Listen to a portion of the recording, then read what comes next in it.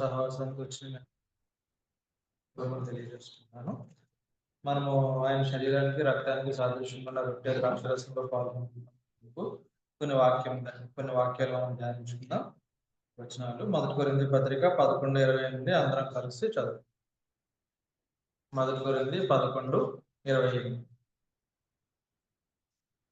కాబట్టి ప్రతి మనుషుడు తను తాను పరీక్షించుకున్న ఆలోచన చేసి ఆ పాత్ర నుండి త్రాగకూడదు. అలాగే 122వ కీర్తన 6వ వచనం. 122వ కీర్తన 6వ వచనం అందరం కలిసి చదువుకుందాం. యెరూషలేము యొక్క క్షేమం కొరకు ప్రార్థన చేయుడి. యెరూషలేమా నిన్ను ప్రేమించువారు వర్ధిల్లు. మరలా ఇంకోసారి చదువుదాం. యెరూషలేము యొక్క క్షేమం కొరకు ప్రార్థన చేయుడి. యెరూషలేమా నిన్ను ప్రేమించువారు. మహాప్రేమ కలిగిన తండ్రి, జీవం కలిగిన దేవ, మీకు కుమారుడైన యేసుక్రీస్తులో స్త్రీల కనిష్ఠమైన ఈ ఉదయకాల సమయంలో చిన్నమందిగా ఎంతో గొప్ప ప్రేమ ఏ రీతిగా అయితే మేము మా జీవితకాలం అంతా భయంలో ఉన్న మమ్మల్ని చూపించడానికి మాకు వివరించారు. మాత్రమే కాకుండా నేను భయపడద్దని మీరు ఎన్నిసార్లు మమ్మల్ని తెలియజేస్తూ వచ్చారో మమ్మల్ని మా జీవితంలో ప్రతి పరిస్థితిలో ప్రతి అనుమానానికి మాకు వచ్చే ప్రతి భయం నుంచి మీరు మమ్మల్ని తప్పిస్తున్నారు. ఈ దిన వరకు తప్పించారు. ఇక ముందు వరకు మీరు అక్కడ వరకు మా పాప వరకు మీరు తప్పించే అలాగే మహా సంతోషకరమైన శుభవర్తమానాన్ని మీరు మాకు ఇచ్చారు. కానీ లోకంలో ఎవరు మాకు అటువంటి సంతోషాన్ని ఇవ్వలేరు. మీరు ఇచ్చిన సంతోషాన్ని తీసివేయలేరు.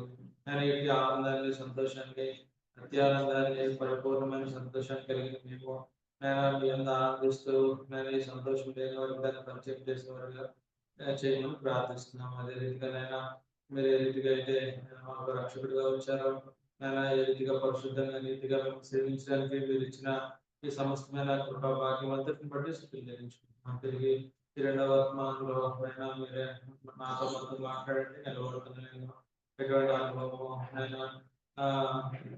సిద్ధపాటు లేని వాడు ఉన్నాను. నేను కేవలం మీ ద్వారా మీరే సహాయం చేయండి. మీరు వాళ్ళ నాతో మాట్లాడి మా యొక్క కనులు తెరిచి మేము చూడటానికి మిమ్మల్ని వెంబడించడానికి మీరే చేయమని ప్రార్థిస్తున్నాను. ఎవరు ఎటువంటి అక్కర్లు ఉన్నారో వారి యొక్క మానసిక అక్కర్లు, వారి యొక్క ఆత్మీయ అక్కర్లు, వారి యొక్క వసతులు సమస్తం మీరు ఎదిగిన వారు కనుక మీరే వాళ్ళతో నాతో మాట్లాడి మమ్మల్ని తృప్తిపరిచి పంపించమని ప్రార్థిస్తుంది. చిన్న ప్రార్థనలో రెడీ వెళ్తున్నాం.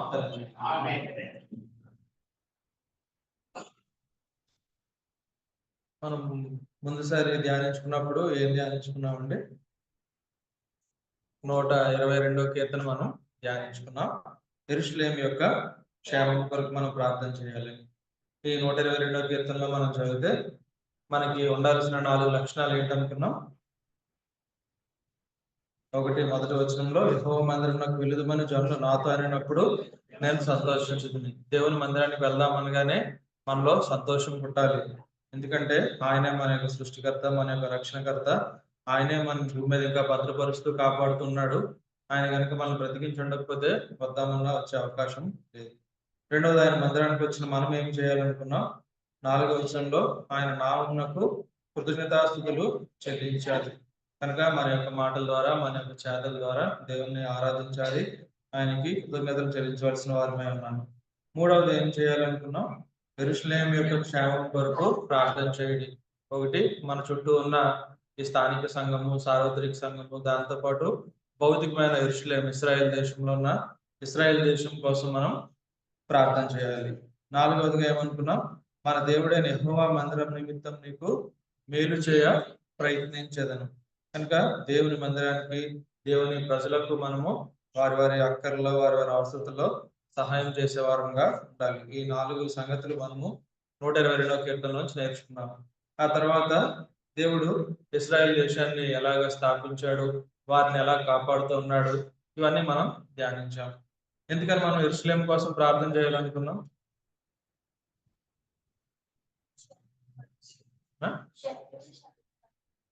యెరూషలేము కోసం యెరూషలేము కోసం అసలు ఫస్ట్ ఎందుకు ప్రార్థన చేయాలనుకున్నాం? చెప్పండి. మర్చిపోయారు, మెయిన్ పాయింట్ మర్చిపోయారు. యేసుప్రభువారు రక్షకుడిగా రావడం కోసం. ఇంకా వారు యేసుప్రభువారి కుటుంబం అని చెప్పాను కదా, ఫస్ట్ పాయింట్ అది మర్చిపోయారు. వాళ్ళెవరు? యేసుప్రభువారి యొక్క ఫ్యామిలీ. వారి కుటుంబంలోంచి ఆయన వచ్చాడు. దేవుడు అబ్రహాంని ఎన్నుకున్నాడు. వారిలోంచి ఎవరు వచ్చారు? యేసుప్రభువారు వచ్చారు. మన లూకా సువార్త 3వ అధ్యాయం కానీ, మత్తయి సువార్త 1వ అధ్యాయం కానీ చదివితే ఆదాము నుంచి పుట్టిన భూమి మీద దేవుడు తయారు చేసిన మొట్టమొదటి మనిషి నుంచి యేసుప్రభువారి వరకు ఎలా వచ్చారు అనే లిస్ట్ అంతా మనకి కనిపిస్తుంది. మనం ఎందుకని ఆయన కుటుంబం కోసం ప్రార్థన చేయాలంటే, ఆయన భూమి మీదకి రావడానికి సాతానుడు రాకుండా ఉండడానికి అనేకమైన కుట్రలు చేశాడని మనం ధ్యానించాం. ఎందుకంటే ఈ లోకరక్షకుడు భూమి మీదకి వస్తే మానవ జాతి అంతటికి విమోచన వస్తుంది. కనుక ఆయన కుటుంబాన్ని అంతం చేయాలనేదే అపవాది యొక్క ఉద్దేశం. అందుకని మనం ఏం చూసుకున్నాం? ఆదికాండము 20వ అధ్యాయము అక్కడ ఏం చూసాం మనం? ఇంకా 14వ అధ్యాయంలో చూస్తే అబ్రహాము యుద్ధానికి వెళ్తాడు. 20వ అధ్యాయంలో షారాను తీసుకుని వెళ్ళిపోతాడు అబీమెలెకు. అంటే ఏదో ఒక రీతిగా యేసుప్రభువారి యొక్క కుటుంబాన్ని వాడు విచ్ఛిన్నం చేయాలి.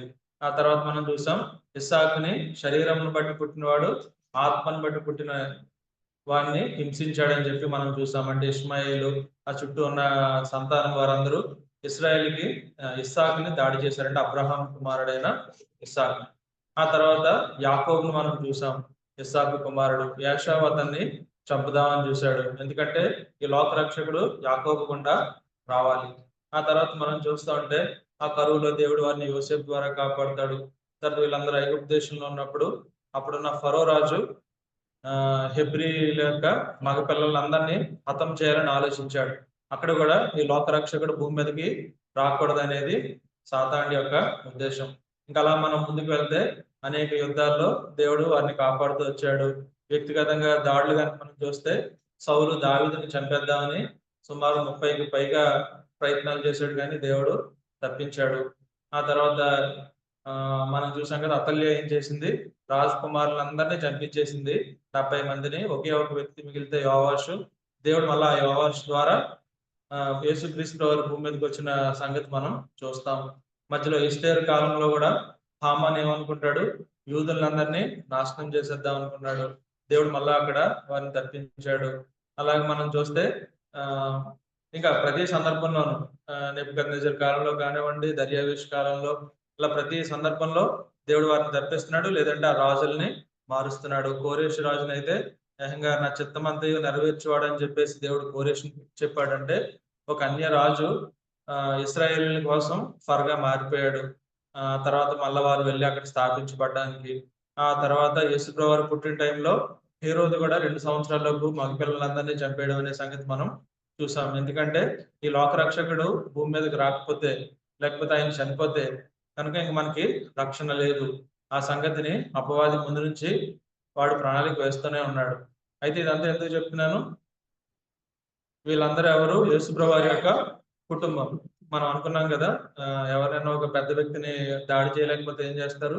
వారి కుటుంబాన్ని, వారి పిల్లల్ని దాడి చేస్తారు. అలాగే యేసుప్రభువారు భౌతికంగా భూమి మీదకి ఆయన మళ్ళా మనం క్రిస్మస్ వర్తమానంలో విన్నాము, తర్వాత ఇందాక కూడా విన్నాము. మొదటిసారి ఆయన 2000 సంవత్సరాల క్రితం భూమి మీదకి దిగి వచ్చాడు. ఆయన దేనికోసం దిగి వచ్చాడు చెప్పండి? ఆయన ప్రాణం ఇవ్వడానికి, వ్యక్తినిగా చేసుకుని భూమి మీద దాసుడిగా బ్రతికి అత్యంత ఘోరమైన మరణం మన కోసం చెందడానికి ఆయన వచ్చాడు.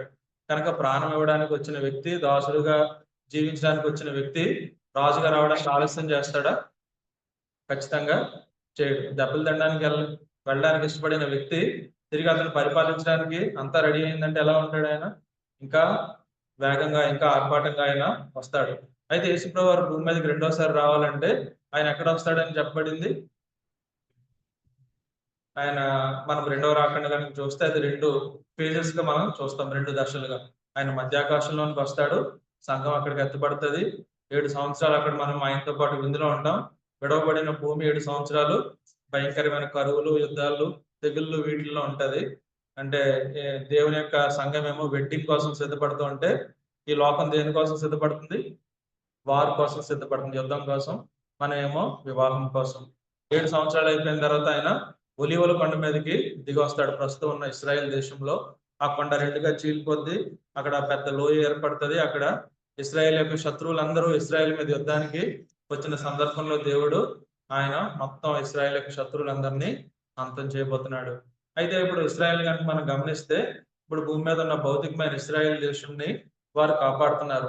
ఎందుకని కాపాడుతున్నారంటే మెస్సియా భూమి మీదకి రావడానికి ముందు ఏమి ఉండాలి? ఒక ఇశ్రాయేల్ దేశానికి ఒక రాజ్యం ఉండాలి. అక్కడ ఆయన పరిపాలించడానికి కావలసిన దేశాన్ని వారు కాపాడుతున్నారు. అందుకోసమే మన దేవుడు ఎలాంటి దేవుడు అనే సంగతులు మనం మళ్ళా చూసుకుంటూ వెళ్దాం. మన దేవుడు ఎలాంటి వాడు అంటే 121వ కీర్తనలో మనం చూస్తాం. అంటే ఒక రకంగా ఇప్పుడు మనం చెప్పాలంటే మనందరం ఎవరికి రుణస్థలం? యేసుప్రభు వారికి రుణస్థలం. ఆయనతో పాటు ఇశ్రాయేలీలకు రుణస్థలం. ఎందుకంటే వారు యేసుప్రభు వారి యొక్క రాకను కాపాడేది వారుగా మనం చూస్తాం. ఆయన అడుగు పెట్టబోయే దేశాన్ని.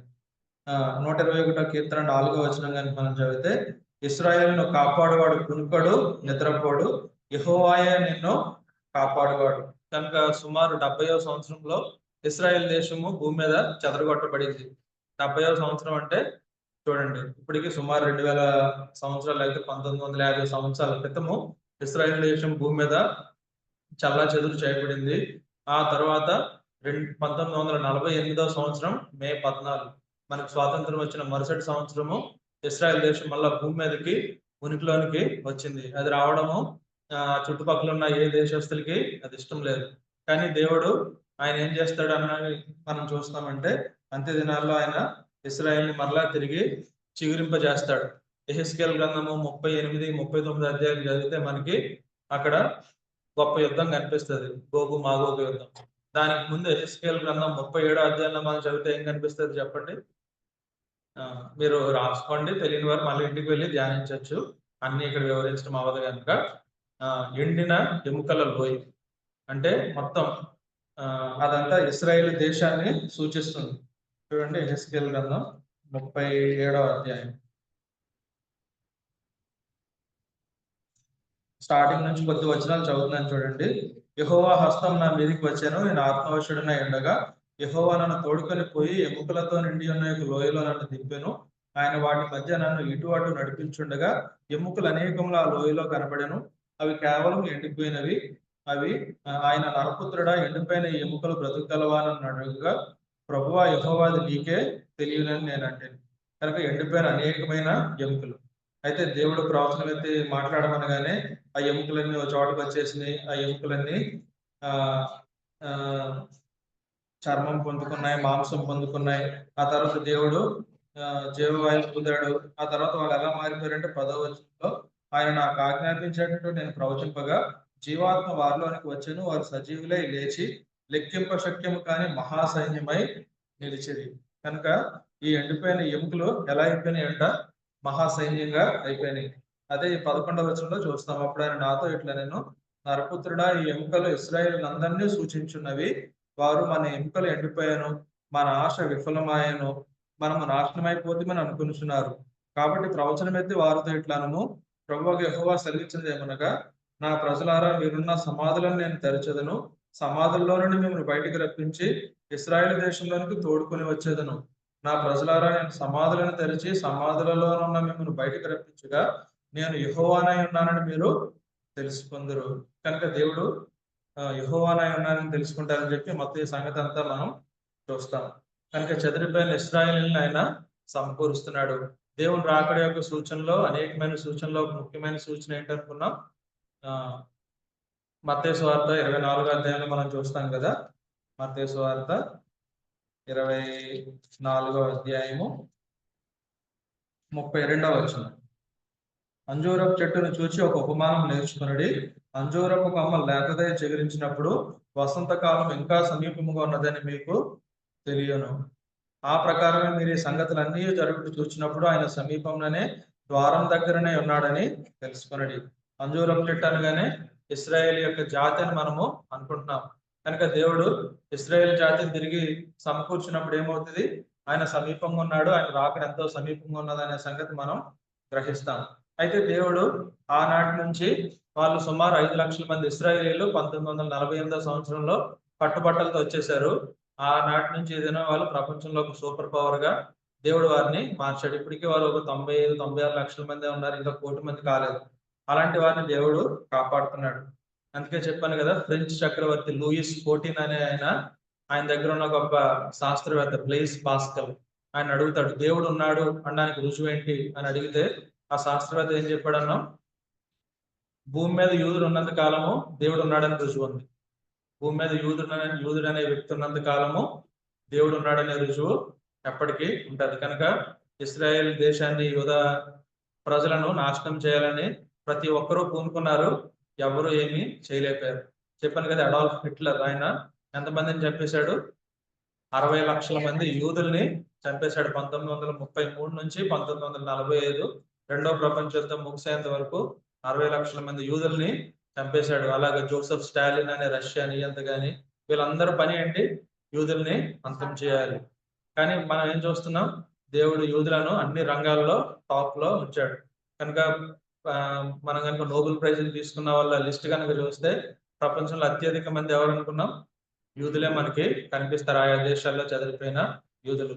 ఇదేనా మనం వాడే ఫేస్బుక్, వాట్సాప్, ఇన్స్టాగ్రామ్ ఇవన్నీ ఎవరివి? మార్క్ జుకర్బర్గ్, ఆయన ఒక యూదుడు. అలాగే మీరు ఏ రంగంలో చూసుకున్నా కానీ టాప్ లెవెల్లో ఉన్న వాళ్ళు యూదులు. కేవలం వారిని దేవుడు ఎందుకోసం ఉంచాడంటే, ఆయన అబ్రహాంని ఎన్నుకున్నాడు.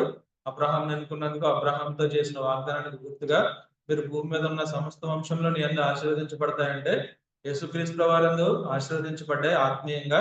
ఆ తర్వాత భౌతికంగా ఉన్న ఇశ్రాయేల్ ద్వారా భౌతికంగా కూడా ఆశీర్వదించబడ్డం మనం చూస్తూనే ఉన్నాం. అయితే దేవుడు వీరిని ఎలా కాపాడుతున్నాడో మనం మళ్ళా లైవ్ గా చూసుకుంటూ వెళ్దాం. ఇప్పుడు 121 కీర్తనలు ఏం చూసాం? ఇశ్రాయేల్ను కాపాడువాడు కునుకడు నిద్రపోడు, యెహోవాయే నిన్ను కాపాడువాడు. మనము 2023 సంవత్సరం అక్టోబర్ 7వ తారీఖున ఏం చెప్పుకున్నాం? ఇరాన్ దేశం వచ్చి ఇశ్రాయేల్ దేశం మీద యుద్ధం చేసింది. యుద్ధం చేయడం అంటే ఈ రెండు దేశాల మధ్య దూరం ఎంత ఉంది అనుకున్నాం?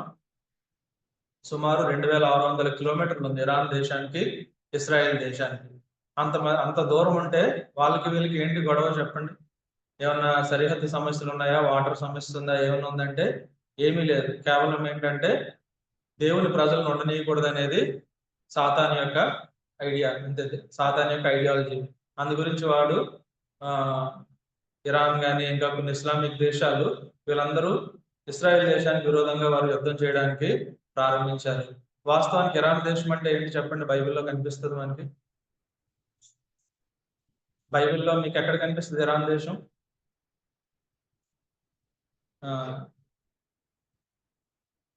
చెప్పండి.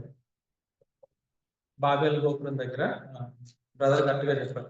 కనుక మనకి భూమి మీద ఏ జాతి అన్న ప్రారంభం ఎక్కడికి వెళ్ళిపోద్ది? ఆదికాండం 10వ అధ్యాయం. ఆదికాండం 10వ అధ్యాయానికి వెళ్ళిపోతే షేము, హాము, యాపెత్ ఉన్నారు.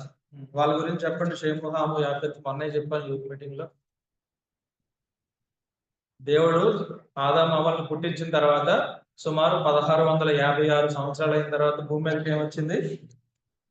జలప్రళయం వచ్చింది. ఆ జలప్రళయంలో దేవుడు ఎవరిని తప్పించాడు? నోవహుని, ఆయన కుటుంబాన్ని రక్షించాడు. అయితే ఆయనకి ఎంతమంది కుమారులు ఉన్నారు?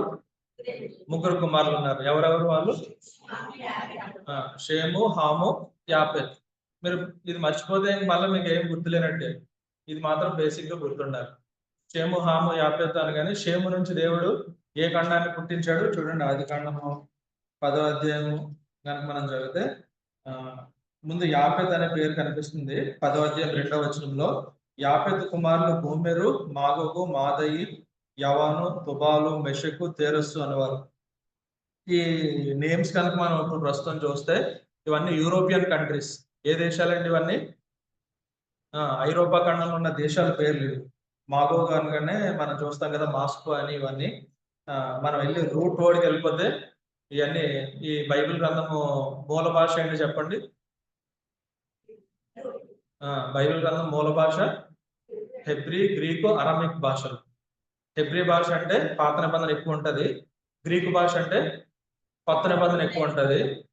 తర్వాత అరమిక్ భాష అంటే అది అప్పట్లో ఉన్న సిరియా వాళ్ళు వాడేవారు. యేసుప్రభు వారు భూమి మీద ఉన్నప్పుడు ఆయన మాట్లాడిన భాష ఏంటి?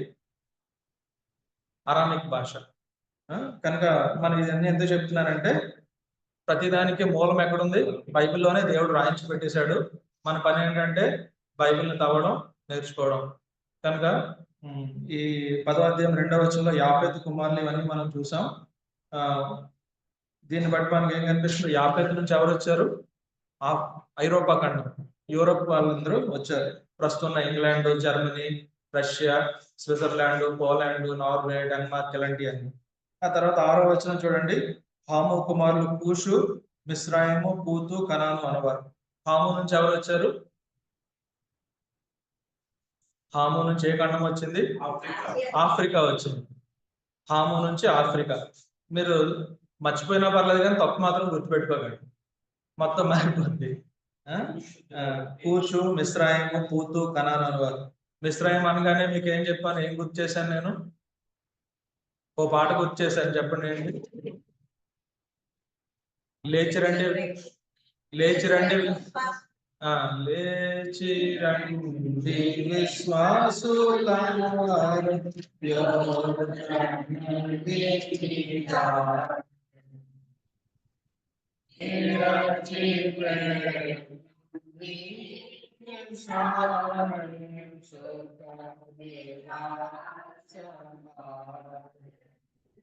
ఏ విలాసమాయలు? మిశ్రాయిం సుఖ విలాసమాయలు. మిశ్రాయిం అంటే ఏ దేశం అనుకున్నాం? చూడండి, ఆమోస్ గ్రంథం 8వ అధ్యాయం 8వ వచనం. 759వ పేజీ. ఇందును గూర్చి భూమి కంపించదా? దాని నివాసులందరూ అంగలార్చరా? నైలు నది పొంగినట్లు భూమి అంతయు ఒప్పుకును. ఐగుప్తు దేశపు నైలు నది వలె అది ఒప్పుకును. మిశ్రాయిము దేశపు నది వలె అది అణిగిపోవును. కనుక మిశ్రాయిం దేశం అనేది ఐగుప్తు దేశానికి ఉన్న మరో పేరు. ఇది కూడా ఒక ఆఫ్రికన్ దేశం అనమాట. మిశ్రాయిం అనగానే మనకి ఎవరు కనిపిస్తున్నారు? ఆఫ్రికాలో ఒక దేశం, ఐగుప్తు లేదా దాంతో పాటు ఉన్న ఒక దేశం. తర్వాత కూషు అని కనిపించింది. కూషు అనగానే ప్రస్తుతం ఉన్న ఇథియోపియాగా మనం చూడొచ్చు. అందుకోసమే కూషు దేశస్తుడు తన చర్మాన్ని మార్చుకోగలడు. ఇర్మియా గ్రంథంలో ఉంటుందంటే వారు ఎంతో డార్క్ గా ఉంటారు అనేది ఉద్దేశం. ఇంకా తర్వాత పూతు అనగానే లిబియా, కనాన్ ఇవన్నీ మనం చూస్తాం. అయితే ఇప్పుడు నేను ఇక్కడికి ఎందుకు తీసుకొచ్చాను మిమ్మల్ని? ఇక్కడికి ఎందుకు తీసుకొచ్చాను చెప్పాలి. ఇరాన్ దేశం కోసం తీసుకొచ్చాను. కనుక ఇప్పుడు చూడండి, ఇరాన్ యొక్క పాత పేరు ఏంటి అనుకుంటున్నారు? ఎలా. ఇరాన్ యొక్క పాత పేరు ఏంటి? ఎలా. మనకి ఎక్కడ కనిపిస్తుంది అంటే ఆది కాండము ఇదే 10వ అధ్యాయంలో చూడండి, ఆ పదం ఎక్కడ ఉంది?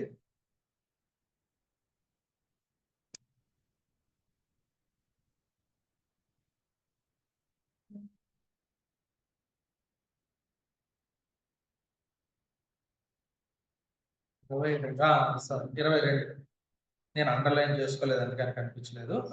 షేము కుమారులు యాలాము, అషూరు, అర్పక్షదు, లూదు, అరామ్ అనేవారు.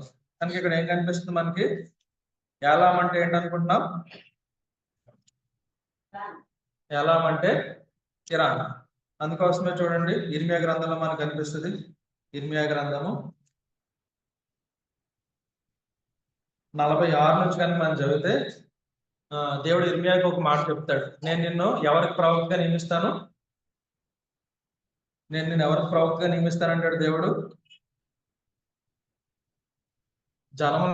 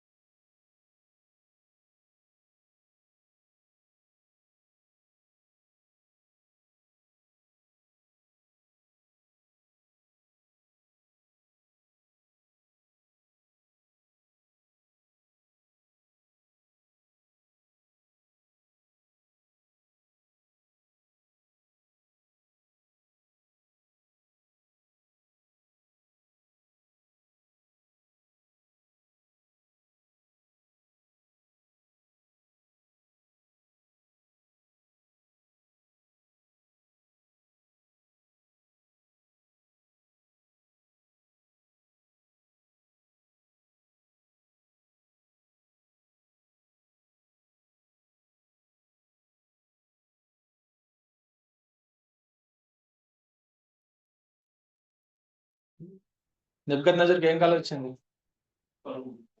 అదే మర్చిపోయారు. ఓ విగ్రహం కళ వస్తుంది కదా, తల ఎలా ఉంటది? తల బంగారు మయం. తర్వాత భుజములు ఎలా ఉంటాయి?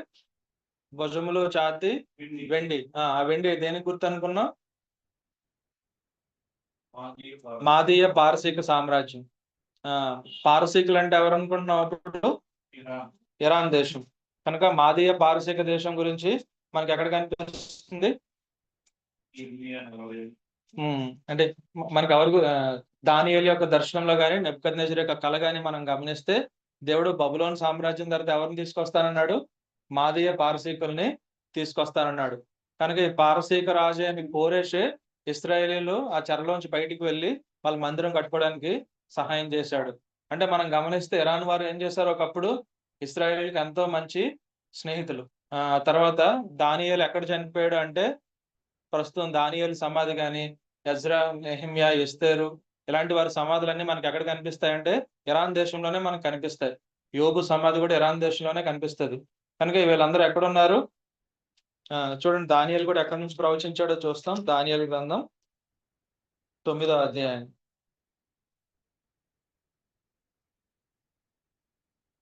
దానియేలు గ్రంథము 9వ అధ్యాయము.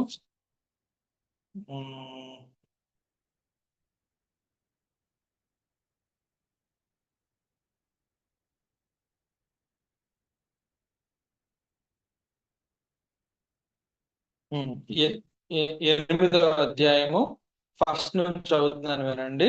రాజాకు బెల్షస్సరు ప్రభుత్వపు 3వ సంవత్సరం మందు దానియేలును నాకు మొదట కలిగిన దర్శనం గాక మరి ఒక దర్శనం కలిగెను. నేను దర్శనం చూచున్నప్పుడు నేను ఏలామును ప్రదేశ సంబంధముకు సూచనను పట్టణపు నగరంలో ఉండగా దర్శనం నాకు కలిగెను. కనుక దానియేలు ఎక్కడ ఉన్నప్పుడు దర్శనం కలిగింది? ఆయనకి యాలాములో ఉన్నప్పుడు దర్శనం కలిగింది. కనుక అక్కడే ఈ యాలాముని పరిపాలించింది ఎవరు? ప్రధానమంత్రిగా ఎవరు చూస్తాం మనం? దానియేలుని మనం చూస్తాం. అప్పుడు రాజు ఎవరంటే బెల్షస్సరు. ఆ తర్వాత మిగతా రాజులు కూడా వచ్చారు.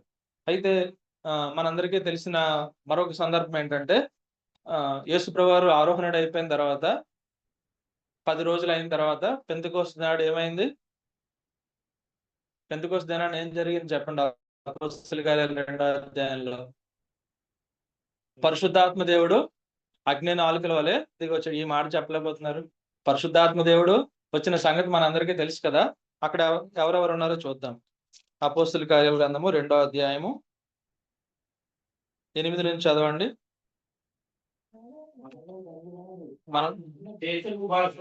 మనలో చదవండి. వీరు మాట్లాడటం మనం వినుచున్నాము. ఇదేమి పార్తీయులు, మాదీయులు, ఏలామీయులు, మెసొపొతేమియా, యూదయ, కప్పదొకియా. చాలండి, చాలా. ఇక్కడికి మొత్తం 17 రకాల ప్రజలు వచ్చినట్టు మనం చూస్తాం. ఇక్కడ ఎవరు వచ్చారు? ఇక్కడికి ఏలామీయులు కూడా వచ్చారు. పెంతెకోస్తు దినాన వాళ్ళు కూడా రక్షించబడ్డారు. వారి మీద కూడా ఎవరు వచ్చారు? పరిశుద్ధాత్మ దేవుడు వచ్చాడు. వాళ్ళు మరలా తిరిగి వారి సొంత దేశం దేశం అంటే ఇరాన్ దేశం వెళ్ళిపోయారు. అక్కడ ఏం జరిగింది? మళ్ళా దేవుని యొక్క పరిచర్య అక్కడ ప్రారంభమైంది. కనుక ఒక రకంగా చూస్తే ఇరాన్ దేశం ఎందుకని ఇశ్రాయేల్ దేశం మీద యుద్ధం చేస్తుందంటే, అది రీసెంట్ గా వచ్చిన మార్పులే కానీ ముందు నుంచి వారికి ఏమి పగ, కక్ష అలాంటివి ఏమీ లేవు. 1979 వరకు ఒక రాజులు వారిని పరిపాలించేవారు, షా అనే దేశ డైనాస్టీ కింగ్స్. ఆ తర్వాత రహతుల్లా ఖమేనీ అనే ఒక ఇస్లామిక్ నియంత వచ్చి ఆ తర్వాత ఆ దేశాన్ని ఎంతగానో మొత్తం అల్లకల్లోలం చేయడం, ఆ తర్వాత వారి యొక్క ఐడియాలజీ అంతా మార్చేసి మనం ఇశ్రాయేల్ దేశాన్ని అంతం చేయాలి. ఇంకొక రకంగా చెప్పాలంటే మొత్తం మిడిల్ ఈస్ట్ అంతటికి మనమే బాస్గా ఉండాలని చెప్పి వాళ్ళ యొక్క ఉద్దేశం. అందు గురించి మిగతా ఇస్లామిక్ దేశాలు సౌదీ అరేబియా, కువైట్, బహ్రెయిన్ ఇలాంటి వారితో కూడా గొడవపడి వారి యొక్క ఇరాన్ దేశాన్ని వారు బలపరచుకోవడం జరిగింది. అయితే దేవుడు అంత్య దినాల్లో ఏం చేస్తానంటున్నాడు? ఇరాన్ దేశాన్ని ఇశ్రాయేల్ దేశం మీదకి రేపుతాడు. ఇరాన్కు సహకారులుగా ఎవరు వస్తారు అని అనుకుంటున్నాం మనం? గోగు మాగోగుని బట్టి రష్యా వారికి సహకారిగా వస్తుంది. రష్యా ఏమి ఇరాన్కి స్నేహితుడు కాదు, కానీ hour enemy is our friend అన్నట్టు, మన శత్రువు మనకి స్నేహితుడు అవుతాడు అన్నట్టుగా ఇజ్రాయెల్ స్నేహితుడు అమెరికా కనుక, అమెరికా శత్రువు రష్యా కనుక ఇప్పుడు ఇరాన్ ఏం చేస్తుంది? ఆటోమేటిక్ గా రష్యా ఏం చేస్తుంది? ఇరాన్కి హెల్ప్ చేస్తుంది. ఎందుకంటే ఇజ్రాయెల్‌కి అమెరికా సహాయం చేస్తుందనే ఉద్దేశంతో. ఆ రకంగా మనం గమనిస్తా ఉంటే దేవుని యొక్క ప్రవచనాలన్నీ మనకెలా కనిపిస్తున్నాయి బైబిల్‌లో దేవుడు మొత్తం వేరు వేరు చోట్ల రాయించి పెట్టాడు. మనం అన్ని ఒక చోటకి తీసుకొచ్చి చదివితే మనకంతా అర్థమవుతది. అయితే ఇప్పుడు మన దేవుడు ఎలా కాపాడుతున్నాడు ఇశ్రాయేల్ దేశాన్ని? కునుకక, నిద్రపోక కాపాడుతున్నాడు. ఇంకెలా కాపాడుతున్నాడని మనం చూస్తాం. జకర్యా గ్రంథము 2వ అధ్యాయం 8వ వచనం. మనకు తెలిసిన వచనాలు.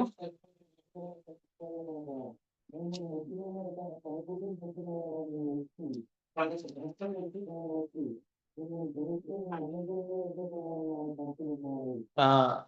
మిమ్మును ముట్టినవాడు తన కనుగుడ్డును ముట్టినవాడు. కనుక ఇశ్రాయేల్ దేశాన్ని ఎవరు ముడతారో వాళ్ళు ఎవరిని ముట్టినట్టు? దేవుని కనుగుడ్డును ముట్టినట్టు. కనుక దేవుడు ఇశ్రాయేల్ యొక్క ప్రతి శత్రువుని గమనిస్తున్నాడు. దేవుడు వారి పని చెప్తూనే ఉన్నాడు. ఇంకా మనం ద్వితీయోపదేశ కాండంలో కూడా ఆయన ఏం చెప్తున్నాడో చూద్దాం చూడండి. ద్వితీయోపదేశ కాండము 7వ అధ్యాయము 7వ అధ్యాయము 7వ వచనంలో మనం చదివితే, మీరు సర్వజనముల కంటే విస్తార జనమని యెహోవా మిమ్మును ప్రేమించి మిమ్మల్ని ఏర్పరచుకొనలేదు. సమస్త జనముల కంటే మీరు లెక్కకు తక్కువే గదా! అంటే ఇశ్రాయేల్ దేశం మీద ప్రత్యేకమైన ఫేవర్ ఏమీ లేదు దేవునికి. వాళ్ళేమి అంత పెద్ద గొప్పోళ్ళని ఏమి అలాంటిదేం లేదు. కేవలం ఆయన అబ్రాహాంని ఎన్నుకున్నాడు. అబ్రాహాం ద్వారా వచ్చిన జాతి ద్వారా భూలోకంలో ఉన్న వారినందరిని ఆశీర్వదించుదామని ఆయన ఉద్దేశించాడు. ఆ రీతిగా వారిని కాపాడుతున్నాడు.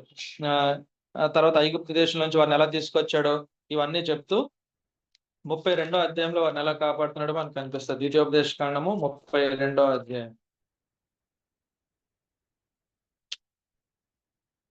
32వ అధ్యాయము 9 నుంచి గనుక మనం చదివితే, యెహోవా వంతు ఆయన జనమే, ఆయన స్వాస్థ్య భాగము యాకోబే. అరణ్య ప్రదేశంలోను భీకర ధ్వని గల పాడైన ఎడారిలోను వాని కనుగొని ఆవరించి పరామర్శించి తన కనుపాపున వలె వారిని కాపాడాను. పక్షిరాజు తన గూడు రేపి తన పిల్లలపైన అల్లాడుచు రెక్కలు చాపుకొని వాటిని మోయినట్లు తన రెక్కల మీద వాటిని మోయినట్లు యెహోవా వానిని నడిపించెను. యెహోవా మాత్రము వాని నడిపించెను. కనుక అన్యుల యొక్క దేవుళ్ళలో ఏ దేవుడును ఆయనతో కూడా ఉండలేదు. భూమి యొక్క ఉన్నత స్థలముల మీద వారిని ఎక్కించెను. కనుక ఇశ్రాయేల్ దేశాన్ని ఎలా కాపాడుతున్నాడంటే కనుపాపు వలె కాపాడుతున్నాడు. పక్షిరాజు తన పిల్లల్ని కాపాడినట్లు కాపాడుతున్నాడు. మనకు తెలుసు కదా పక్షిరాజు ఏం చేస్తది? చాలా ఎత్తైన చోట్ల గూళ్ళు పెడతది. అదేం చేస్తదంటే ఆ పిల్లలు ఇంకా వాటికి ఎగరడం రానప్పుడు గూడు మొత్తం రేపేస్తది. ఇంకా అవి చచ్చినట్టు ఎగరాల్సిందే. లేదంటే ఇంకా వాటికి వేరే మార్గం లేదు. ఇంకా అవి ఎగరలేక కింద పడిపోతున్నప్పుడు అది కిందకంటే వెళ్లి రెక్కలతో మళ్ళా పైకి లేపి వాటికి ఎగరడం నేర్పిస్తది. అలాగా ఇశ్రాయేల్ దేశం కష్టాల్లోనికి వెళ్ళిపోయినట్టు కనిపిస్తది. ఇంకా దాని సంగతి అయిపోయింది అన్నట్టు కనిపిస్తది. దేవుడు మాత్రం వారిని మళ్ళా తిరిగి కాపాడుతూనే ఉన్నాడు. అలాగే ఇక్కడ మనం చూస్తాం యెహోవా మాత్రము వారిని నడిపించెను. లాస్ట్ లైన్‌లో ఏముందంటే భూమి యొక్క ఉన్నత స్థలముల మీద వారిని ఎక్కించెను. కనుక ఇజ్రాయెల్ దేశము భూమి మీద టాప్ పొజిషన్‌లో దేవుడు వారిని ఉంచాడు. రీసెంట్‌గా జరిగిన చెస్ ఛాంపియన్ గురించి కూడా మనం చెప్పుకున్నాం గదా! చెస్ ఛాంపియన్స్ లిస్ట్ వెనక్కెళ్ళి చూస్తే అందులో ఒక ఇద్దరు యూదులు కనిపిస్తారు. అలా మీరు ఏ రంగంలో వెళ్లి చూసినా ఖచ్చితంగా దేవుడు యూదులను వారినుంచాడు. ఉన్నత స్థలముల మీద వారినుంచాడు. ఆహ్, ఈ సంవత్సరం ఇరాన్ ఏం చేసిందంటే సుమారు 180 బాలిస్టిక్ మిసైల్స్‌ని ఇజ్రాయెల్ దేశం మీద ప్రయోగించింది. బాలిస్టిక్ మిసైల్స్ అంటే ఒక్కొక్కటి 1000 కేజీలు ఉంటది. 1000 కేజీల విస్ఫోటనం ఉంటది అందులో. మనకి దీపావళి అప్పుడు చూస్తాం. ఇంత అదుంటేనే మందు ఏమవుతది చెప్పండి? అది ఎంత పెద్ద మంటొస్తది? అలాంటిది 1000 కేజీలు ఒక్కొక్క మిసైల్‌లో ఉంటది. అలాంటి 180 వదిలింది. ఈ 180 ఇశ్రాయేల్ దేశంలో ఒక 20 పడితే గనుక ఇశ్రాయేల్ దేశం లేకుండా అయిపోతది. అయితే దేవుడు వాటిని యొక్క దశను మార్చేశాడు. అవి ఎక్కువ భాగం మృత సముద్రంలో పడిపోయినాయి. డెడ్ సీ అని ఉంటది ఇశ్రాయేల్ పక్కనే. ఒకటే ఒకటి జనావాసాలు లేని చోట పడింది. మీరు గనుక ఇంటర్నెట్‌లో చూస్తే అది పేలిపోయి అంతా మామూలయిపోయిన తర్వాత పిల్లలు దాని మీద ఎక్కి ఆడుకుంటున్నారు. ఆ! కనుక ఇశ్రాయేల్ దేశాన్ని నాశనం చేద్దామని వారు చూసారు. కానీ అవన్నీ ఎక్కడికెళ్ళిపోయినాయి? మృత సముద్రంలోనికి వెళ్ళిపోయినాయి. అలాగే దేవుడు వారిని కనుపాప వలె కాపాడుతున్నాడు. ఇవన్నీ మనం ఎందుకు చెప్తున్నామంటే, ఇశ్రాయేల్ దేశాన్ని చూస్తే దేవుడున్నాడనే సంగతి మనకి జ్ఞాపకం వస్తది. తర్వాత ఆయన రాకడ కోసం వారు ఇశ్రాయేల్ దేశాన్ని కాపాడుతున్నారు. మనం వారి కోసం ప్రార్థన చేయాలి. రాకడ కోసం సిద్ధపడాలి. వారింకా యేసు ప్రభువారిని వారు తెలుసుకోలేదు. అయితే ఇశ్రాయేల్ యొక్క నైజం ఏంటంటే చూడండి, దేవుడు వారికి ఇచ్చిన నైజము మనం కూడా నేర్చుకోవాలి. 144 కీర్తన 1వ వచనం. నాకు ఆశ్రయదుర్గముకు యెహోవా సన్నుతింపబడును గాక. నాకు ఆశ్రయదుర్గముకు యెహోవా సన్నుతింపబడును గాక. ఆయన నా చేతులకు యుద్ధమును నా వేళకు పోరాటమును నేర్పువాడై ఉన్నాడు. నా వ్రేళ్లకు పోరాటమును నేర్పువాడై ఉన్నాడు. కనుక వారి చేతులకు యుద్ధము, వేళ్లకు పోరాటం నేర్పిస్తున్నాడు. కనుక ఇశ్రాయేలీలకు రక్తంలో ఉంటదంటే యుద్ధ నైజం ఉంటది. అక్కడ పుట్టిన ప్రతి పౌరుడు, అమ్మాయి గాని అబ్బాయి గాని 18 సంవత్సరాలు వస్తే వారు ఆర్మీలో చేరాలి. 2 సంవత్సరాలు దేశం కోసం వారు పనిచేయాలి. అలా ఖచ్చితంగా ప్రతి పౌరుడు చేయాలి. కనుక ఇంకా ప్రతి ఒక్కరు యుద్ధానికి రెడీ. నిజంగా వాళ్ళకి యుద్ధం మీదకి వచ్చేస్తే కొంచెం పసిపిల్లలు, వృద్ధాప్యులు ఉన్నవారు తప్పిస్తే మొత్తం ఒక 60% పాపులేషన్ యుద్ధానికి రెడీ అయిపోతారు. అలాంటి శక్తితోటి, జ్ఞానంతోటి, సిద్ధపాటుతోటి వారు ఉన్నారు. కనుక మనం గమనిస్తే బైబిల్లో వారు ఎలాంటి యుద్ధాలు చేశారో, వాళ్ళ యొక్క పోరాట పటిమ. ఇక్కడ ఎవరు కనిపిస్తారు? ఫస్ట్ యుద్ధంలో అబ్రహాం కనిపిస్తాడు. ఆదికాండము 14వ అధ్యాయము 14వ వచనం. అబ్రాహాము తన తమ్ముడు చెరపట్టబడినని విని తన ఇంట పుట్టి అలవర్చబడిన 310 మండుగురిని వెంటబెట్టుకుని దాను మట్టుగా రాజులను తరిమాను. ఇంకా మొత్తం మనం చూస్తూ ఉంటే వారి యొక్క ఆస్తిని మొత్తం అన్ని పట్టుకొని వస్తాడు. 318 మంది ఇంట పుట్టి అలవర్చబడిన వారితోటి అబ్రహాం యుద్ధానికి వెళ్ళినట్టు మనం చూస్తాం. వారి యొక్క మూలపితరుడు. ఆ తర్వాత యాకోబు గురించి ఏం చెప్పబడిందో చూడండి. ఆదికాండము 49వ అధ్యాయం. ఆదికాండం 49వ అధ్యాయము 24వ వచనం. యాకోబు కొలుచు పరాక్రమశాలి అయిన వాని హస్తబలం వలన అతని విల్లు బలమైనదగును. ఇశ్రాయేలునకు బండయు మేపెడి వాడును ఆయనే. నీకు సహాయం చేయు నీ తండ్రి దేవుని వలనను పైనుండి మెంటి దేవునిలతో ఇవన్నీ మనకు కనిపిస్తాయి. కనుక ఇక్కడ మనం ఏం చూస్తున్నాం? యాకోబు అతని విల్లు బలమైన విల్లు కలిగిన వాడు. సరే, యాకోబు యొక్క చివరి కుమారుడు ఎలాంటి వాడు? 27వ వచనంలో చూస్తాం. బెన్యామీను చీల్చునట్టి తోడేలు అతడు ఉదయమందు ఎరను తిని అస్తమయమందు దోపుడు సొమ్ము పంచుకొనను. కనుక బెన్యామీన్ ఎలాంటి వాడు? చీల్చునట్టి తోడేలు. కనుక వారిలో ఆ యుద్ధ నైజం ఉంది. కనుక వారు ఇంకా ఎలాంటి యుద్ధాలు చేశారో మనం చూస్తాం. న్యాయాధిపతుల గ్రంథం, ఇంకా యెహోషువ గ్రంథంలో అయితే మొత్తం యెహోషువ 31 మంది రాజులను యుద్ధం చేసి గెలుస్తూనే ఉంటాడు. వీళ్ళ వలన చుట్టుపక్కల ఉన్న ప్రజలకు ఎలాంటి భయం కలిగిందో చూస్తాం. యెహోషువ గ్రంథం మనం చూసుకుని న్యాయాధిపతుల్లోనికి వెళ్దాం. 2వ అధ్యాయము 9వ వచనంలో మనం చదివితే చివరిలో యెహోవా ఈ దేశమును మీకు ఇచ్చున్నాడని మీ వలన మాకు భయం పుట్టుననియు మీ భయం వలన ఈ దేశ నివాసులందరికీ ధైర్యం చెడుననియు నేను ఎరుగుదును. 11వ వచనం. మేము వినినప్పుడు మా గుండెలు కరిగిపోయాను. కనుక వీళ్ళ యొక్క మాటలు కనుక మనం గమనిస్తూ ఉంటే వాళ్ళ గుండెలు కరిగిపోయినాయి. 5వ అధ్యాయము 1వ వచనం ఆఖరిలో ఇశ్రాయేళ్ల భయం చేత వారికి ఇక ధైర్యం ఏమీయో లేకపోయాను.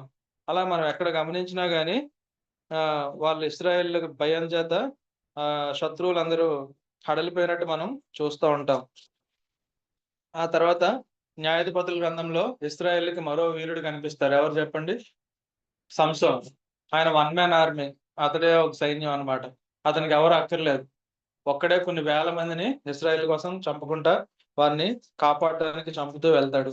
ఆ తర్వాత మనం చూస్తాం న్యాయాధిపతుల్లోనే మరొక సంఘటన మనకు కనిపిస్తుంది. న్యాయాధిపతుల గ్రంథము 17వ అధ్యాయము 20వ అధ్యాయము 16వ వచనం.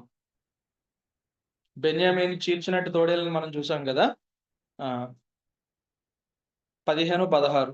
ఆ దినమున బెన్యామీనీలు తమ సంఖ్యను మొత్తం చేయగా 700 మంది అయిన గిబియా నివాసులు కాక కత్తి దూయ సమర్థులై పట్టణం నుండి వచ్చిన వారు 26,000 మంది అయ్యి ఆ సమస్త జనంలో ఏర్పరచబడిన 700 మంది ఎడమ చేతి వాటం గలవారు. చూడండి, 700 మంది ఎడమ చేతి వాటం కలిగిన వారట. వీరిలో ప్రతి వాడును గురిగా నుంచబడిన తల వెంట్రుక మీదకి వడిసెల రాయి తప్పగా విసరగలవాడు. అంటే ఎక్కడో దూరంగా ఒక తల వెంట్రుక పెడితే ఎడం చేతితో వడిసెలు రాయి విసిరితే ఖచ్చితంగా రాయిలు దేని కొడుతుందంట?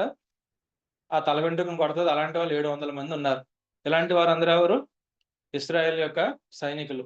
ఆయా తరాల్లో దేవుడు వారికి ఎలాంటి సైన్యాన్ని ఇచ్చాడో, ఇశ్రాయేలుకు ఉన్న తెగువ ఎలాంటిదో మనం చూస్తున్నాం. ఆ తర్వాత మొదటి సమూయేలు గ్రంథంలోనికి వద్దాం. ఇక్కడ బెన్యామీను చీల్చినట్టు తోడేలు అనుకున్నాం కదా, అక్కడ ఉన్న ఫస్ట్ రాజు ఎలాంటి వాడో చూడండి, బెన్యామీనుడు. 11వ అధ్యాయం 6వ వచనం.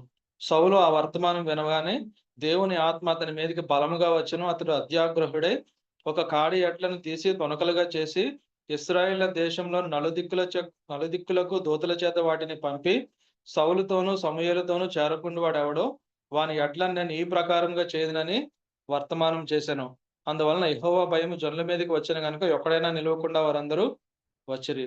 అతడు బెజకులో వారిని లెక్క పెట్టగా ఇశ్రాయేల్ వారు 3,00,000 మంది, యోధా వారు 30,000 మంది అయిరి. కనుక ఈ సౌలు చీల్చినట్టు తోడేళ్ళగా యుద్ధం చేసేవాడు వారి యొక్క మొదటి రాజు. ఆయన ఒక కుమారుడు ఎలా చేసేవాడు చూద్దాం. ఇదే మొదటి సమూయేలు గ్రంథము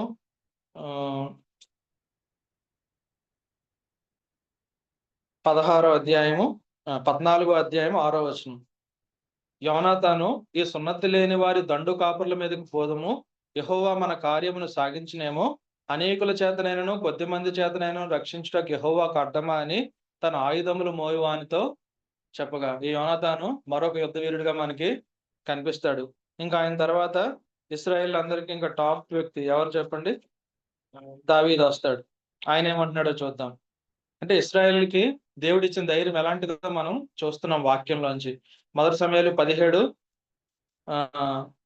44 నుంచి చదువుతున్నాను. 43 నుంచి చదువుతున్నాను. ఫిలిష్తీయుడు కర్ర తీసుకొని, నువ్వు నా మీదకి వచ్చున్నావే, నేను కుక్కనా అని దావీదుతో చెప్పి తన దేవతల పేరట దావీదును శపించెను. నా దగ్గరకు రమ్ము, నీ మాంసమును ఆకాశ పక్షులకును భూమృగములకును ఇచ్చివేతనని ఆ ఫిలిష్తీయుడు దావీదుతో అనగా, దావీదు, నువ్వు కత్తియు ఈటయు బల్లెమును ధరించుకుని నా మీదకి వచ్చున్నావు.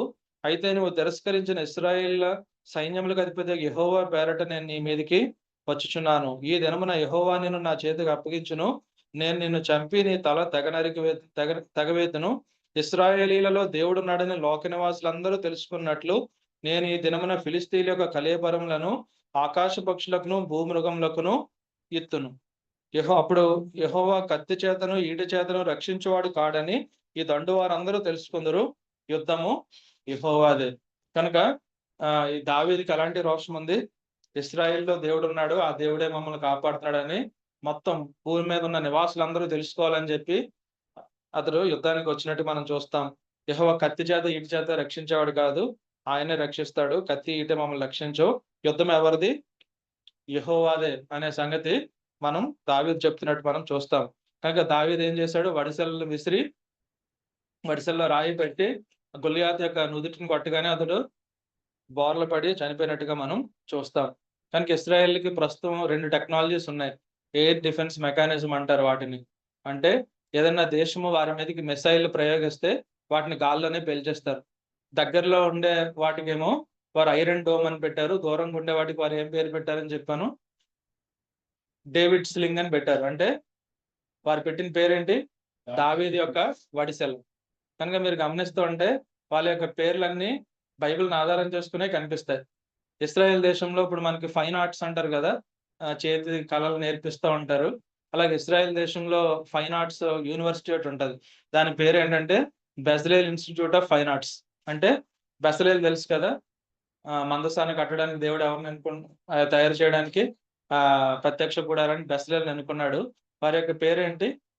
ఇన్స్టిట్యూట్ పేరు Bezalel institute of fine arts. అలాగా వారంతా బైబిల్ దేవుడిని ఆధారం చేసుకునేవారు ఆధారపడుతున్నారు.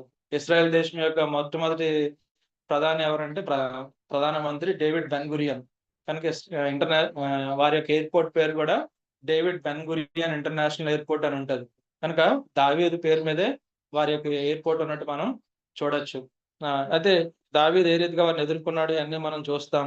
ఇంకా వీళ్ళు ఎలాంటి వారని చెప్పి చెప్తాడో చూడండి. హూషై చెప్తాడు 2వ సమూయేలు గ్రంథంలో దావీదుతో పాటు ఉన్న వాళ్ళు ఎలాంటి వాళ్ళు అబ్షాలోముతో చెప్తాడు. 2వ సమూయేలు గ్రంథం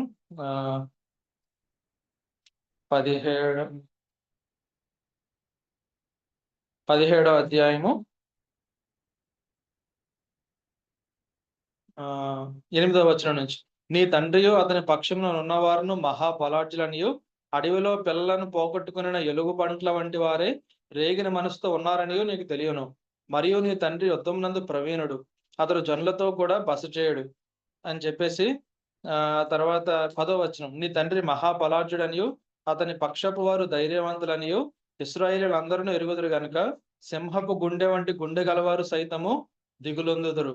కనుక అంత భయంకరమైన యుద్ధశాలి. ఇంకా దావీదు యొక్క సైన్యాన్ని మనం లిస్ట్ చూడొచ్చు. మొదటి దినవృత్తాంతాల్లో ఉంటది, రెండో సమయాల్లో ఉంటది లిస్టు. కనుక ఇలాంటి సైనికులు దావీదు వారు. ఇప్పుడు భూమి మీద ఉన్న ఇశ్రాయేలీయులు వాళ్ళకున్న ఇన్స్పిరేషన్ ఏంటి చెప్పండి?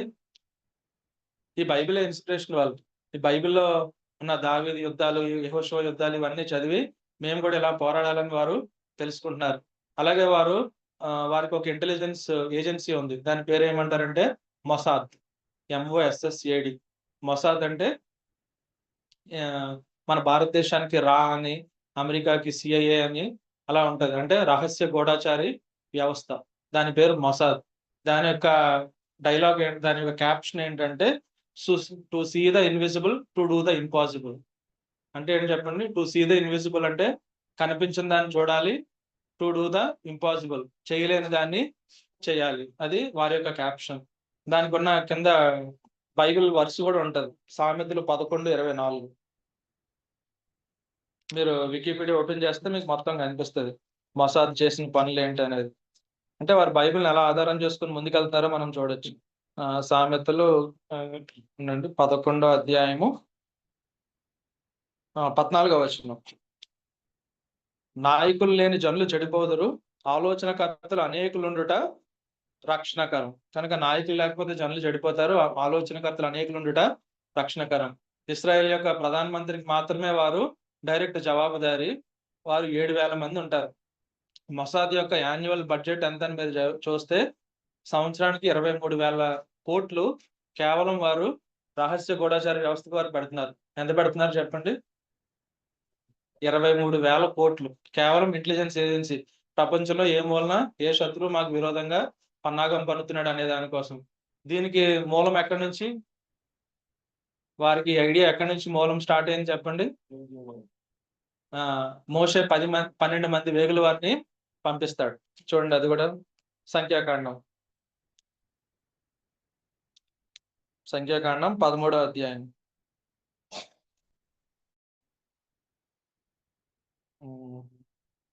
మోషేకి మోషేకి ఎవరు చెప్తారు? దేవుడే చెప్తాడు. సంఖ్య 13 ఫస్ట్ నుంచి చదివితే, యెహోవా మోషేకి ఇలాగనే సెలవిచ్చాను, నేను ఇశ్రాయేలుకి ఇచ్చిన కనాను దేశంను సంచరించి చూచుటకు నువ్వు మనుషులను పంపము. ఒక్కొక్క పితరుని గోత్రం నుంచి ఒక్కొక్కరిని పంపించాలి. అలా చెప్పి 17వ వచనంలో చూడండి, మోషే కనాను దేశంను సంచరించి చూచుటకు వారిని పంపినప్పుడు వారితో ఇట్లా నేను, మీరు ధైర్యం తెచ్చుకొని దాని దక్షిణ దిక్కును ప్రవేశించి ఆ కొండ ఎక్కి ఆ దేశం ఎట్టిదో దానిలో నివసించు జనము బలము గలదో బలము లేనిదో, కొంచెమైనదో విస్తారమైనదో, వారు నివసించు భూమి ఎట్టిదో అది మంచిదో చెడ్డదో, వారు నివసించు పట్టణములు ఎట్టివో వారు గుడారములలో నివసించుదురో, తర్వాత కోటలలో నివసించుదురో, ఆ భూమి సారమైనదో నిస్సారమైనదో, దానిలో చెట్లు ఉన్నవో లేవో కనిపెట్టవలను. ఇవన్నీ చెప్తున్నాడు. అంటే ఇంటెలిజెన్స్ ఏజెన్సీ మొసాద్ ఏం చేయాలి?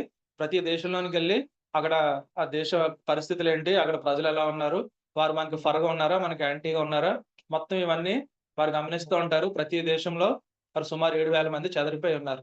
వాళ్ళు చేసిన ఆపరేషన్స్ కూడా మనం 1-2 చూసుకుని ముగించుకోవచ్చు. కనుక ఈ మొసాద్ని దేవుడు వారికి ఇచ్చాడు. మొసాద్ యొక్క మరొక క్యాప్షన్ ఏంటంటే సామెతల గ్రంథం 24వ అధ్యాయం. సామెతల గ్రంథము 24వ అధ్యాయము 6వ వచనం, వివేకం గల నాయకుడివై యుద్ధం చేయము, ఆలోచన చెప్పువారు అనేకులుండుట రక్షణకరం. కనుక యుద్ధం ఎలా చేయాలి? వివేకం గల నాయకుడివై యుద్ధం చేయాలి, ఆలోచన చెప్పువారు అనేకులుండుట రక్షణకరం. కనుక ఇప్పుడు ఇరాన్కి ఇస్రాయెల్ దేశంతో శత్రుత్వం ఉంది కనుక వాళ్ళు డైరెక్ట్ గా యుద్ధం చేయడానికి పక్క దేశం కాదు కనుక వారు చుట్టుపక్కల వాళ్ళకి ఉగ్రవాదులను పెట్టారు. పాలస్తీనాలో ఎవరిని పెట్టారనుకున్నాం? హమాస్ ఉగ్రవాదులను పెట్టారు. పక్కనే లెబనాన్ ఉంది. లెబనాన్ లో హిజ్బుల్లా అనే ఉగ్రవాద సంస్థ ఉంది. మరొక వైపు యెమెన్ అనే ఇంకో దేశం ఉంటే అక్కడ హైతి అనే సముద్రపు దొంగలను పెట్టారు. మొత్తం ప్రతి వైపు నుంచి ఏదో ఒక శత్రువుతో నిత్యం యుద్ధమే, పగలు యుద్ధమే, రాత్రి యుద్ధమే ఇస్రాయేల్ దేశం. అలాగా గత సంవత్సరంన్నర నుంచి యుద్ధం చేస్తూనే ఉంది. చెప్పాను కదా వారికి యుద్ధానికి రోజుకయ్యే ఖర్చు ఎంతన్నాను? రోజుకి 4,000 కోట్లు ఖర్చవుతుంది ఇస్రాయేల్ దేశానికి. ఎందుకంటే గాల్లోకి వచ్చిన బాంబుని తిరిగి గాల్లోనే పేల్చాలంటే వీళ్ళకి ఎంతో గొప్ప టెక్నాలజీ ఉండాలి. కనుక వీళ్ళు చేసే పనేంటంటే ఇంకెప్పుడు రీసెర్చ్ చేయడం, కొత్త టెక్నాలజీ కనిపెడుతూ ఉండడం, వాటిని ఎదుర్కొంటా ఉండడం. అప్పుడప్పుడు మళ్ళా వారి మీద దాడులు జరుగుతా ఉంటాయి. అంటే వాటిని అధిగమించి ఇశ్రాయేలీయుల టెక్నాలజీని అధిగమించి వారొస్తా ఉంటే, వీళ్ళు మళ్ళా కొత్త టెక్నాలజీ కనిపెట్టడం, వాటిని ఎదుర్కోవడం. రీసెంట్‌గా వారు ఇరాన్ దేశం మీదకెళ్ళి, ఇరాన్ న్యూక్లియర్ సైట్స్ మొత్తం పేల్చేసి వచ్చేసారు. అది భూమి మీద నుంచి సుమారు 200 మీటర్ల ఎత్తులోనో ఎంతలోనో రాడార్ వ్యవస్థకు అందని హైట్‌లో వెళ్లి వారు మొత్తం వాటిని పేల్చేసి వచ్చేసారు. ఇరాన్ యొక్క న్యూక్లియర్ సైంటిస్ట్ ఆయన పేరు ఆహ్, మోషేన్ ఫక్రీజాదా అని ఉంటాడు. ఆయన్ని వారు కార్‌లో వెళ్తుండగా లేపేశారు. ఆయన పక్కనే కూర్చున్న ఆయన భార్యకి ఏమీ కాలేదు. అలాగా దేవుడు వారికి ఎంత జ్ఞానం ఇచ్చాడంటే వారి శత్రువుల్ని పసిగట్టడం, వారు ఎలాంటి వారో ఇదంతటికి మూలం ఎక్కడి నుంచి తీసుకున్నారు వారు? బైబిల్‌లోంచే తీసుకున్నారు. ఒక్కొక్క వ్యక్తి చేసిన పరిస్థితులన్నీ. చూడండి ఉదాహరణకు ఇంకొక ఎగ్జాంపుల్ చెప్తాను. ఆహ్, వీళ్ళు ఎలాంటి ఉదాహరణలు తీసుకున్నారంటే, రెండో సమూయేలు గ్రంథంలో ఇందాక మనం చదివాం గదా! 17 అధ్యాయంలో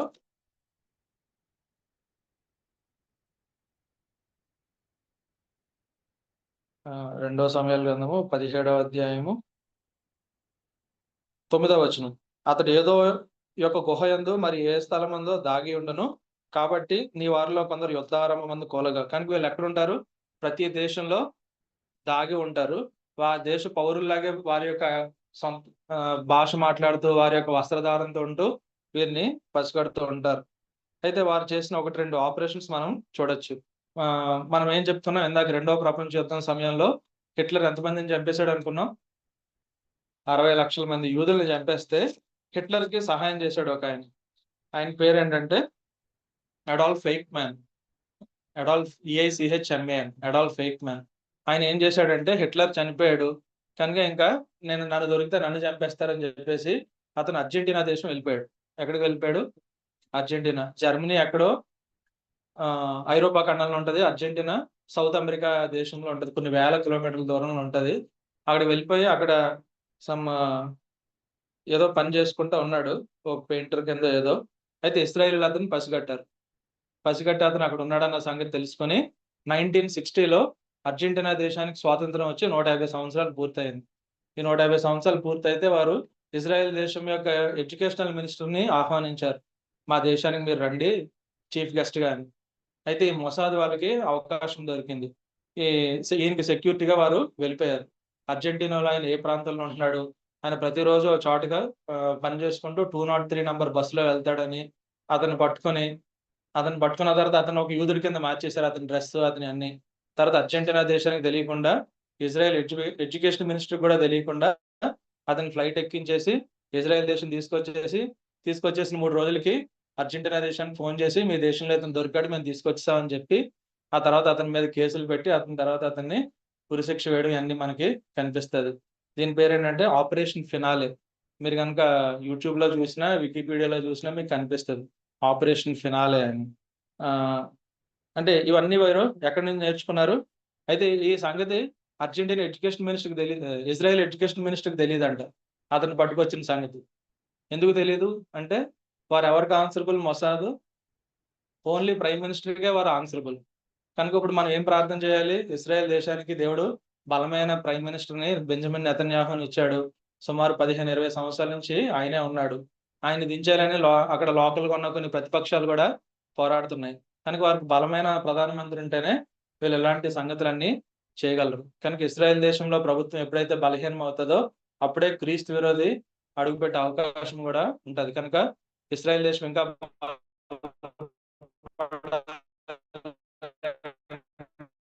అంటే మనము దాని కోసం దేవుని ఆపరేషన్ వ్రాత్ ఆఫ్ గాడ్ అని సంవత్సరాలకి ఆటల పోటీలు జరుగుతాయి. ఏంటంటే చెప్పండి పేరు? ఒలింపిక్స్. ఈ సంవత్సరం కూడా జరిగాయి. ఎక్కడ జరిగాయి?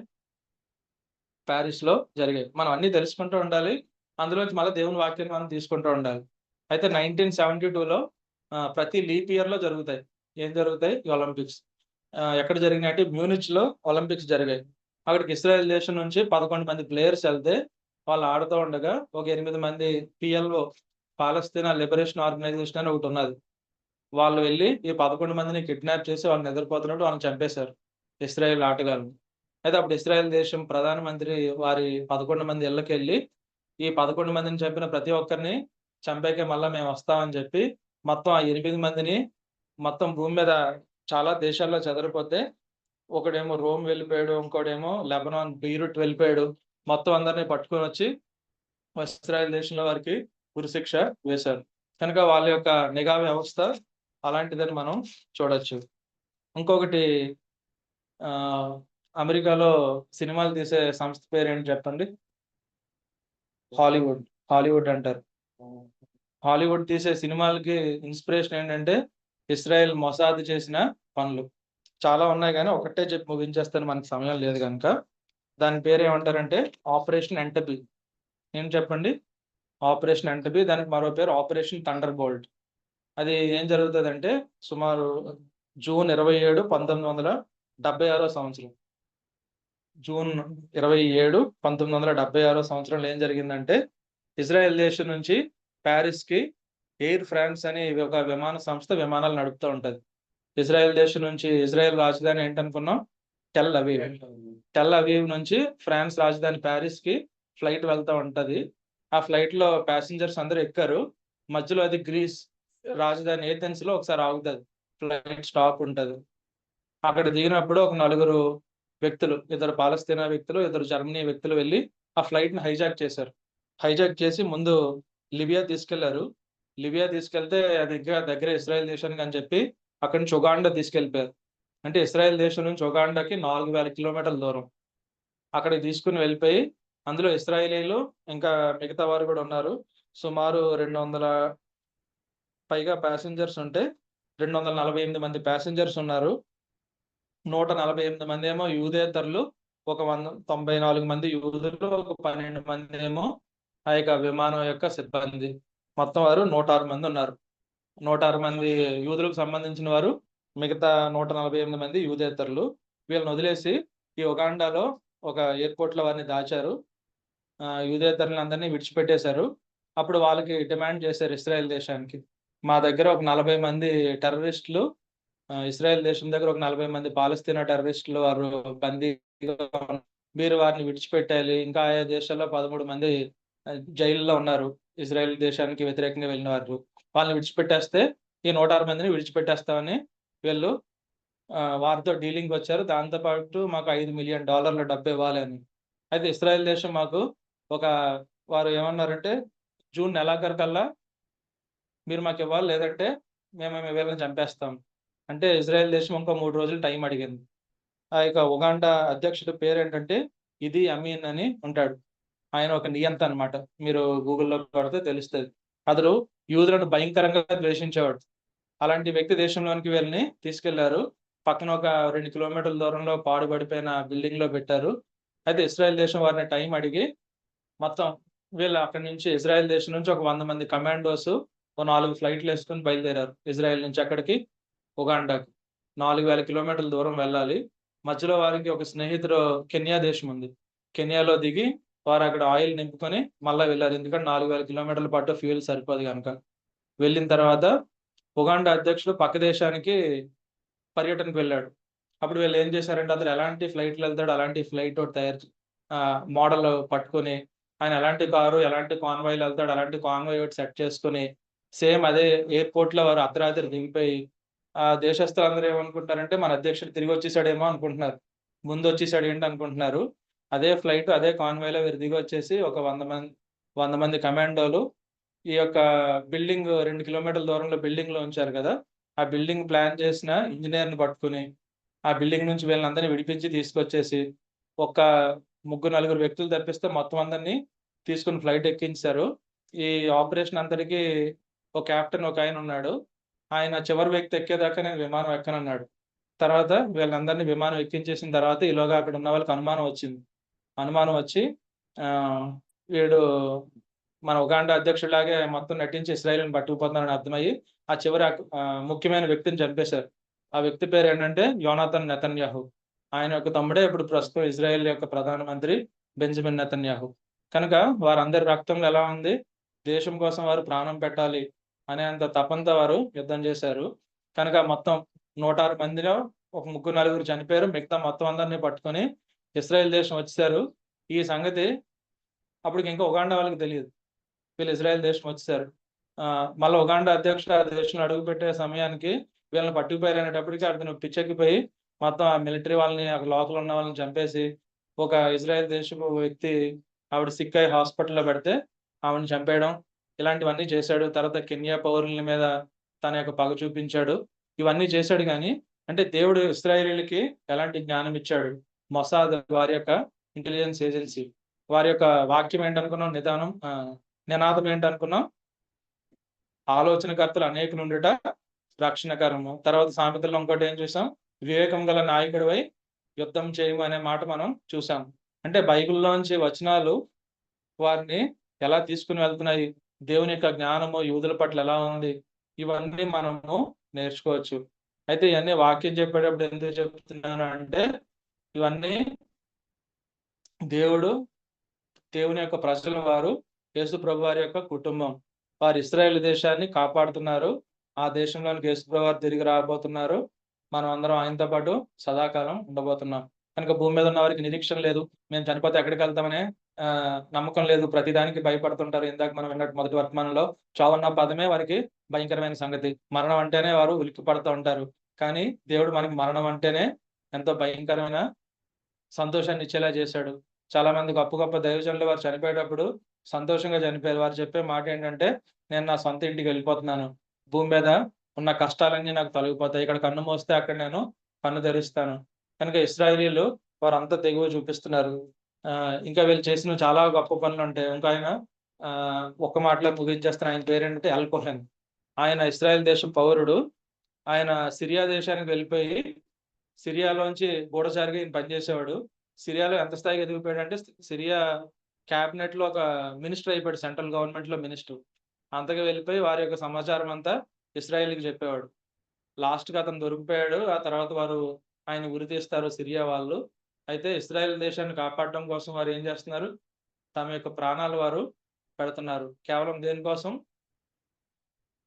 ఈ లోక రక్షకుడు రావాలి. అంటే వాళ్ళు యేసుప్రభువారు మొదటిసారి ఇంకా రాలేదు అనుకుంటున్నారు వాళ్ళు. ముందు వచ్చిన యేసుప్రభువారిని వారు విశ్వసించట్లేదు. మెస్సయ్య వస్తాడు, మమ్మల్ని రక్షిస్తాడు అని వారు అనుకుంటూ ఉన్నారు. కానీ ఆయనే మెస్సయ్య అనే సంగతి వారు ఎప్పుడు గ్రహిస్తారు, ఆయన రెండో రాకడలో గ్రహిస్తారు. జకర్యా గ్రంథంలో ఉంటుంది చూడండి. జకర్యా గ్రంథం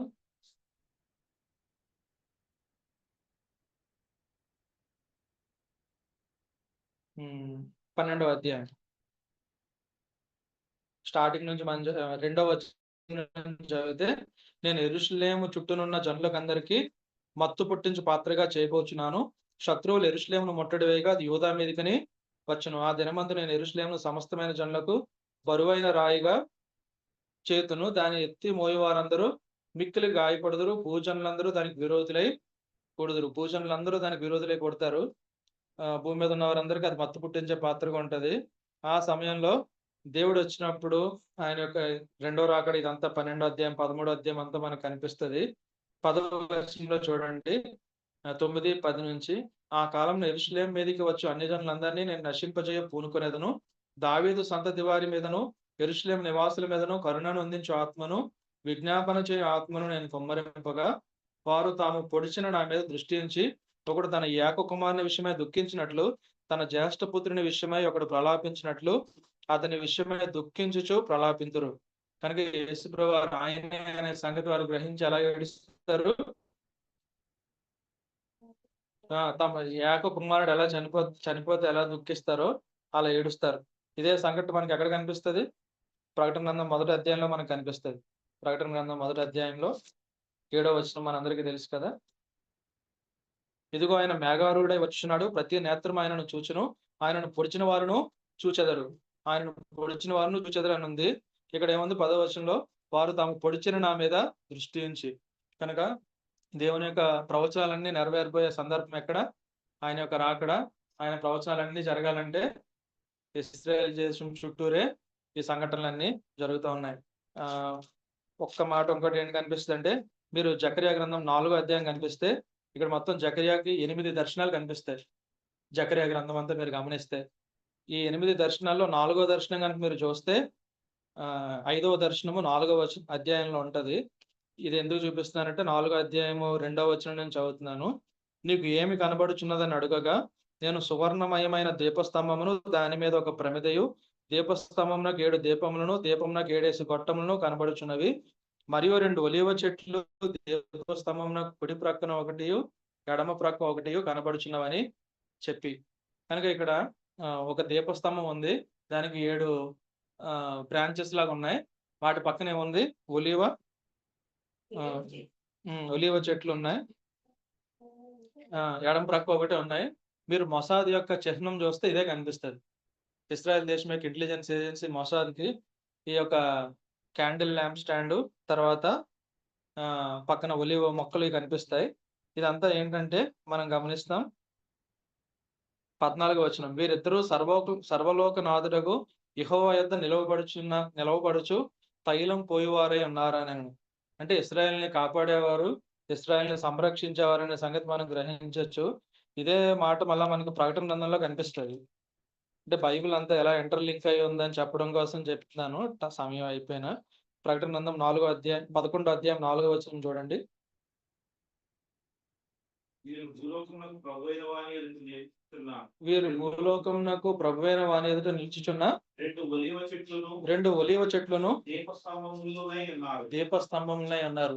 చూడండి, జకర్యాకు వచ్చిన దర్శనము, ప్రకటన గ్రంథంలో యోహానుకు వచ్చిన దర్శనం ఎలా సింక్ అవుతున్నాయి మనం చూడొచ్చు. కనుక ఇద్దరు సాక్షులను ఇచ్చి దేవుడు ఎలాగ వారిని తప్పిస్తాడో, అంటే వారికి ఆయన వాక్యాన్ని అందిస్తాడో, అలాగే జకర్యా గ్రంథంలో కూడా దేవుడు ప్రవచనాన్ని చెప్పించాడు ఆ యొక్క ఒలీవ చెట్లు దీపస్తంభం గురించి. కనుక ఇదంతా మనం గమనిస్తూ ఉంటే ఆయన రాకడ ఎంతో సమీపంగా ఉంది. అన్ని జరుగుతూ ఉన్నాయి. మనము సిద్ధపడుతూ ఉండాలి.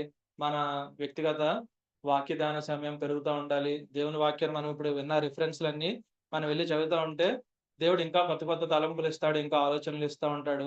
తర్వాత మనము కుటుంబంగా, వ్యక్తిగతంగా, సంఘంగా ప్రార్థించే వారంగా ఉండాలి. తర్వాత సహవాసంలో మనం ఉండాలి.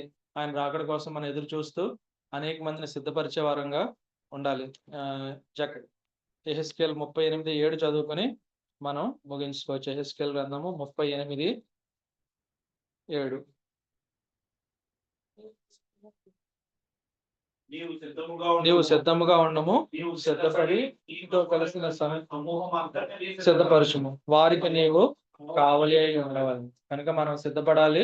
మన చుట్టూ ఉన్న వారిని సిద్ధపరచాలి. వారికి మనం ఎవరమంట? కావాలి. కనుక మన చుట్టుపక్కల ఉన్న వారి ఆత్మలకు ఎవరు బాధ్యులు? మనమే బాధ్యులం. వారికి సువార్త చెప్పాలి, వారికి అర్థమయ్యేలాగా వివరించాలి. వారితో కోపం వచ్చినా, కష్టం వచ్చినా మంచిగా వ్యవహరించాలి. ఎందుకంటే మనం పడే తాత్కాలిక కోపం వలన ఒక నిత్యమైన ఆత్మ నశించిపోయే అవకాశం ఉంది. కనుక వారు దేవుణ్ణి తప్పుగా అర్థం చేసుకునే అవకాశం ఉంది. మనము వారితో మంచిగా వ్యవహరించాలి, వారి కోసం ప్రార్థించాలి. ఈ రీతిగా అగ్నిలోంచి లాగినట్టు మనం కొందరిని లాగితే మనం దేవుని రాజ్యానికి సిద్ధపరిచిన వారం అవుతాం. 1 కొరింథీ 11:28. కాబట్టి ప్రతి మనుషుడు తను తాను పరీక్షించుకునే వాళ్ళను అలాగ చేసి ఆ రొట్టెను తిని ఆ పాత్రలో ఉంది త్రాగవాలి. దేవుడి కొద్ది మాటలు మనం ఇంట్లో దీవించుగా.